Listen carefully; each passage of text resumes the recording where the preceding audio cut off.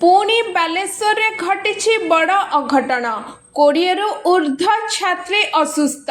बालेश्वर जिला बाहानगा ब्लॉक कल्याणी स्थित निगमानंद समृद्धि विद्यापीठ रे 20 रु ऊर्ध्व छात्री असुस्थ।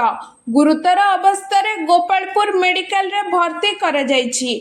प्रार्थना समय हठात जनक पर जने पिला अचेत होई तले पड़ी जाइथिले। संगे संगे शिक्षक माने पिला मानकु मेडिकल रे भर्ती करिथिले। किछि पिला गुरुतर थिबाको बालेश्वर मेडिकल को स्थानांतरण करा जायछि। छाती जंत्रणा सह अचेत हेबारु प्राथमिक चिकित्सा पर समस्तंकु बालेश्वर मुख्य डाक्तरखाना को स्थानांतरण करा जायछि। वर्तमान समस्त छात्रंकर चिकित्सा चलीछि।